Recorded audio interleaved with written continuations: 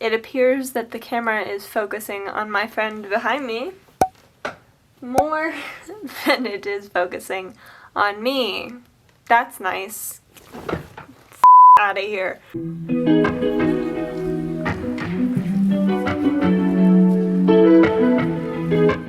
Good morning, everybody. My name is, in fact, Natalie. I was gonna say this intro in French, but trust me, you don't want to hear it.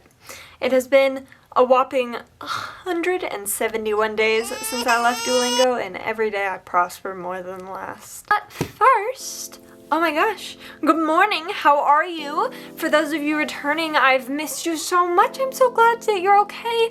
Every day I think about you and I go, oh my god, I wish I could see them again, and I wish I could talk to them again, and now here you are. And for those of you who are new, welcome. I'm just kidding, of course. Everybody is always welcome. This is a safe space and a book review channel, so we don't really get into any weird topics over here other than the weird stuff that happens in fiction. So that being said, let's get into this. If you haven't seen, or you haven't seen the thumbnail, we're talking about Beauty and the Beast, but not your normal Beauty and the Beast. This is a book about Beauty and the Beast, but not like Grimm's fairy tale. I'm really trashing this opening. It is a book series published by Disney called A Twisted Tale, and it is it's all I'm covering this month.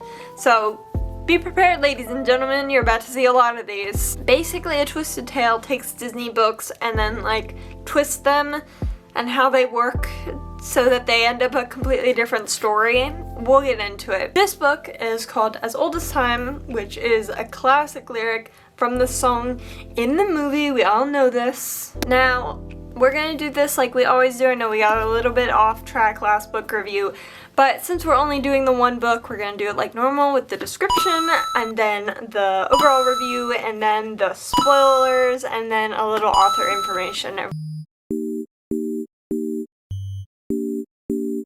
Everyone sound good? Sound good? Right, let's get into it. What if Belle's mother cursed the beast? Belle is a lot of things. Smart, resourceful, restless.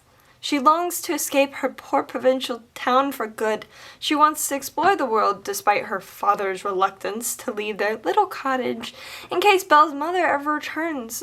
A mother she barely remembers. Belle also happens to be captive to a terrifying, angry beast, and that's her primary concern. But when Belle touches the beast's enchanted rose, intriguing images flood her mind, images of her mother, and she believes she would never see again.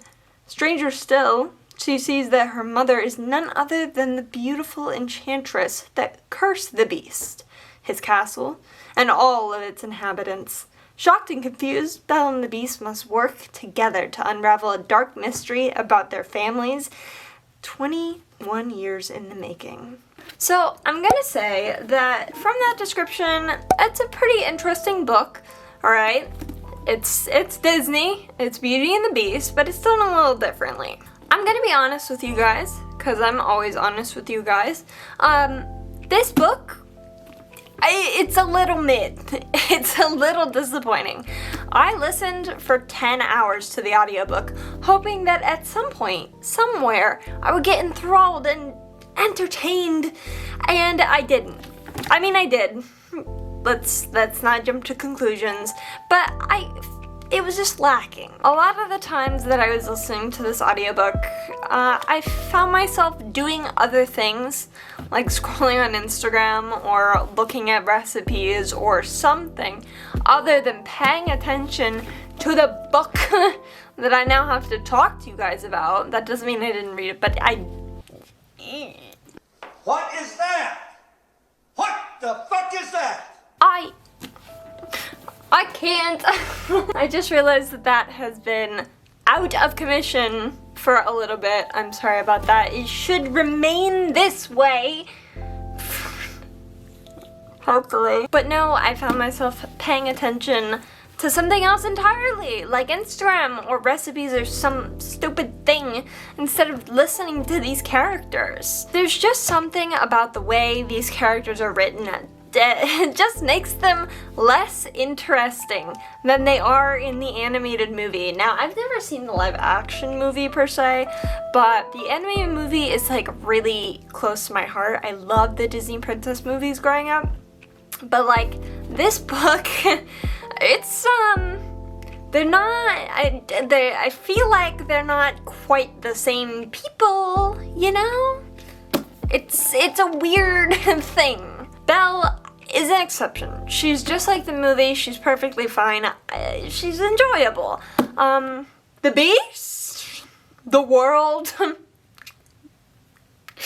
completely different. The Beast in the movie is for sure not like the most adult person, but in this book, like, at least in the movie, he can walk around and talk like an adult. This is like, he's a literal, like, man baby. Like, he's just a toddler. It's crazy to me that that is what the author did to him. Like, I know. Why am I being so mean? I said I like Disney, and I do like Disney. I do. This book, I have beef with. But of course he gets better because that's how things work in books. You have to improve or develop in some way. But honestly, I just don't like how quickly everything works in this book. In the movie, there's like time lapses. It takes like a couple weeks, you know. At least I think it's a couple weeks for them to kind of get going and like do everything and blah blah blah blah blah. In this book, everything takes place in a time span of like 3 fucking days. Three of them. And that's not including the backstory, which is happening simultaneously, which happens over the time span of years. But like the story between Belle and the Beast, 3 days. Yeah, and by the way, the backstory, that the Belle's mom that was in the description, yeah, it's a weird situation going on. Now, Rosalind, Belle's mother, is pretty new to the brand. She's not exactly in the movie, you know? So she's brand new, and she's kind of weird. She's a weird character. She's also very politically charged and motivated. We don't really get into politics on this channel because it's a waste of time. But,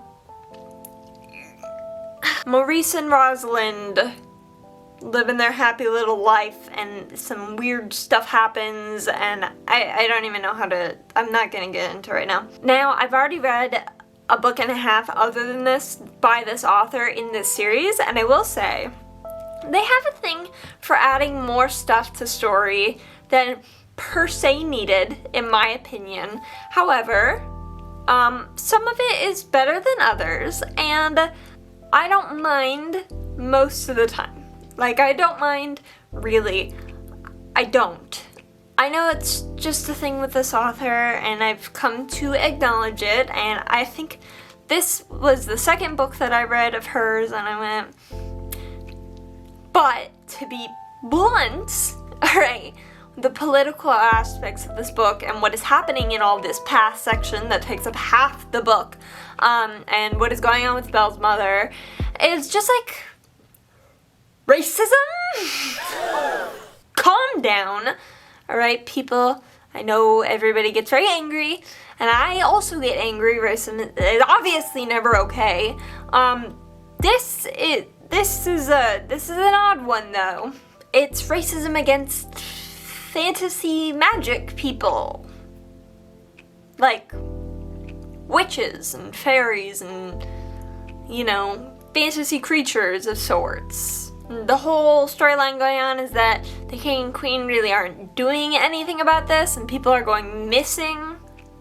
Like, a lot of people are going missing. Rosalind and Maurice aren't very happy about this per se, seeing as Rosalind is a fantasy thing, being a enchantress, and Maurice obviously wants to protect his wife. And these are Rosalind's and Maurice's friends, by the way. We get to know these people, and then they disappear. And it's very sad. It is sad, but it's like, one day, all of their friends are still there, and the next day, there's like this mass cover-up, and it's just excuse after excuse to why these people don't exist anymore. Naturally, this turns into the like the Enchantress Belle's mother, going up to the Beast as a kid, the Prince as a kid, and being like, you need to do something, and he refuses, and then voila, we have the Beast. And now Rosalind's missing. Then she goes kapoof. So all the plot points are being filled while simultaneously Belle deals with her story, which is mostly the same but with little tweaks. I don't know what I'm saying. That being said, it is, thank God my camera's almost out of space, time for... So first of all, this is not like the animated movie. I mean, the second half is almost completely different. And I know, as I said, it's obviously going to be different, but it's like a hard difference, man. It's out there. First of all, Gaston is trying to marry Belle. I know he was. It's different here. It's maybe if you would stop interrupting me, I could get to that. Did you? That's right. Thank you. Stay in post-production, editing Natalie. Just stay in. Basically what happens is she gets an ambush wedding, and then immediately after that heads to the castle for like... Well, no, she doesn't head. She runs off into the woods because she got an ambush wedding.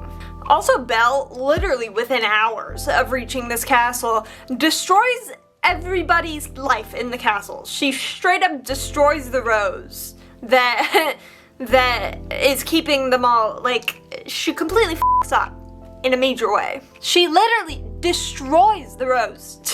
It's gone, kapoof. Now, okay, so in the movie, it kind of just sits there and it doesn't really do anything, but in the book, the second that it disintegrates, first of all, Belle learns everything about her mother. Well, not everything, but she learns that her mother is the enchantress who enchanted the castle. And we also learn that at the same time, the Beast and all the people in the castle will now, like, forever be inanimate objects and a beast. Because she destroyed the rose. And that leads to Belle and the Beast, like, quest to find out where all these missing people went and what happened all those years ago. It gets really sad at times, but for the most part it's really cute. I know. I said that I was not really paying attention. However, some of it was interesting and some of it wasn't, and some of it that wasn't interesting was all of the political nonsense. I liked her book Untangled, I really did, but something about this book just didn't hold my interest the same way. There are parts of the books where it's really nice and engaging, like the funeral scene, where the staff really feels like 3 4-dimensional people, like they have all these complex emotions. You know, they're grieving, and even if it's not for a super long time, like it's still, they have to get back to the plot, but it's still there. I also like how time passing doesn't really affect certain characters. Like Belle's mother was tortured for 10 years. There is an old friend of Rosalind and Maurice who he kind of disappeared, but then he at the end of the book he reappears because he's been running experiments on draining magic out of people for 10 years, and one of them is Rosalind, and it's so bizarre. Man, it gets wacky. And when Belle sees her again, she isn't like some pretty woman that she was in all the visions and all the memories and all the prologue. She's battered and like bruised and majorly effed up because she's like sick and abused. She literally almost didn't even recognize her own mother. The reader, we do, because we heard about her a couple chapters ago, but like, Belle has no idea. But as a book reader, I've never really reached the moment where a strong, independent woman like Rosalind, I've never like wanted one of them to turn into the Rake. Jeez, I just wrote a creepypasta into this script. That's weird. Anyway, that's spoilers over. Anyway, we're gonna wrap this up. I would put author information here, but my camera is going to die. So I will put it in the description and I will put it in the next episode for sure. Do not worry about that. But welcome back, guys. If you skipped spoilers, welcome back. And if you're coming back from spoilers, welcome back. That book, I honestly, not incredibly interesting. I'm gonna give it, on my own free will, I'm gonna give it probably about a 5 out of 10. Middle of the road. I was interested half the time, so it gets half a score. Do I recommend this book? Not really. I would recommend her Tangled book, which is the book we're going over next week. Maybe next week. Maybe 2 weeks from now. We'll see what happens. That being said, like, I don't know. I was a fan of the idea behind the series, and hopefully it comes back around with the Peter Pan one I'm currently reading. I'm gonna remind you guys right now that in December I'm re-ranking all of my books, so stick around, maybe hit that subscribe button or something, and we'll kind of come back to this then and see if it needs a new score. Also guys, I'm aware of your dirty little secret, alright? I know that over 90% of you are not subscribed. So, that being said, like your mother would, I'm going to scold you. And why are you not subscribed? I mean, hey man, it's not like I put myself on the line for you every time I upload, which is hopefully every week, and I try to give you the best quality content that I can, but you guys are just leaving me in the dark, in the mud. But for those of you who have been subscribing, I've gotten quite a few subscribers over the last 2 weeks. I appreciate you guys like no one else, and I love all of my fans dearly, all of them, especially those of you who comment, so you should comment. I don't know what this outro has come to. I have completely lost my place in my script. That being said guys, the new upload schedule is Saturday mornings at 8 a.m. So I'll see you next Saturday at 8 a.m. I love you all. Bye.